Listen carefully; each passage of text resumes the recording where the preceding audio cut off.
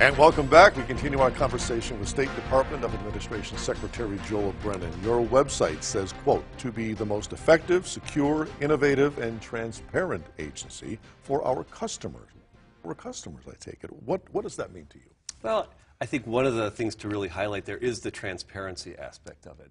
I think a lot of our customers in the Department of Administration is the rest of government. So we work with other agencies, we work with the legislature, we work with the governor's office to make sure that he can be effective. And I think that's, as much as anything, we should be defined, and I've talked with the leadership and people who've been around the department for a long time, our measurement of success is the governor effective in getting things accomplished in his administration? It's kind of a blocking and tackling kind type of clearing mentality. the road. That's what we do. And if we can be successful at that, then the governor will be successful, and hopefully the state will be successful in meeting its objectives surrounding education, economic development, transportation.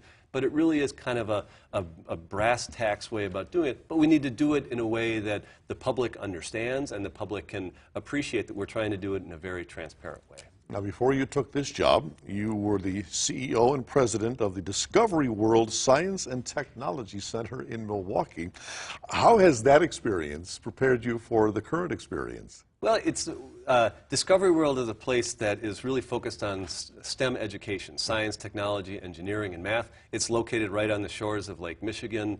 And so the issues that the state deals with in leading with some of our advantages, whether they be around fresh water or around innovation, and issues you and I were talking about earlier related to workforce, those are all issues that were familiar to me simply because I worked on those mostly with K-12 students around those issues at Discovery World. So it's a nice outgrowth to it, and I also was managing a small business. That's a nonprofit, but I was managing a budget, managing a small business, and the state is just a large small business. So managing a department like this and having a budget and making sure that we're being effective and innovative in the way that we approach problems is something I hope I have some background in. I know it's early in the administration. What's the biggest challenge you face so far?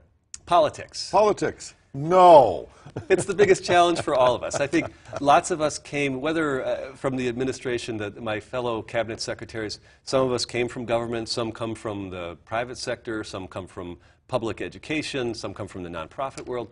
And I think all of us have, and people who come to the legislature, we all have an abiding passion for the state, and we have an interest in getting stuff done, and politics gets in the way of that sometimes. I think we're still all figuring out, both the people in the legislature, the legislative leaders, and in the administration, how do we work together to get stuff done? Because I think we all have that sincere, abiding belief that that's why we're there.